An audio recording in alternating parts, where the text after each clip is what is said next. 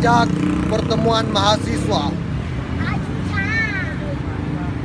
Matahari terbit pagi ini mencium bau kencing orok di kaki langit. Melihat kali coklat menjalar ke lautan dan mendengar dengung lebah di dalam hutan. Lalu kini dua penggalah tingginya. Dan ia menjadi saksi kita berkumpul di sini memeriksa keadaan. Kita bertanya, kenapa maksud baik tidak selalu berguna? Kenapa maksud baik dan maksud baik tak bisa berlaga? Orang berkata, kami ada maksud baik. Dan kita bertanya, maksud baik untuk siapa?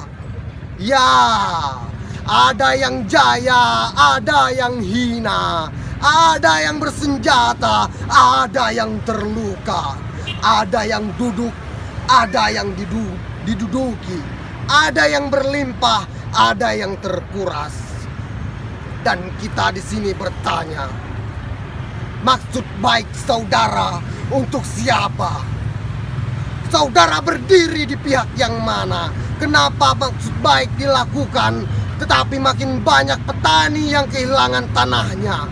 Tanah-tanah di gunung telah dimiliki orang-orang kota. Perkebunan yang luas hanya menguntungkan segolongan kecil saja.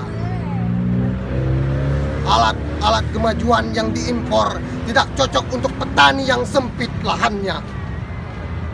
Tentu kita bertanya, lantas maksud baik saudara untuk siapa?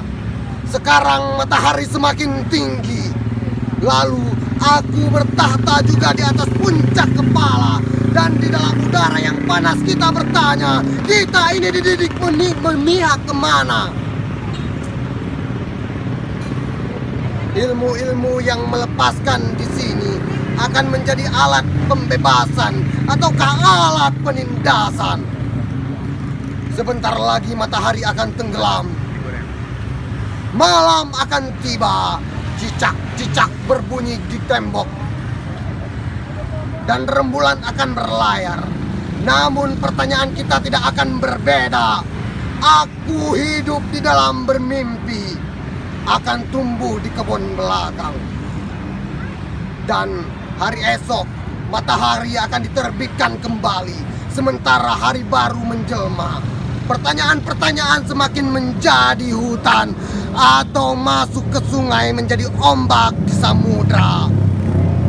Di bawah matahari ini kita bertanya, ada yang menangis, ada yang mendera, ada yang habis, ada yang mengikis.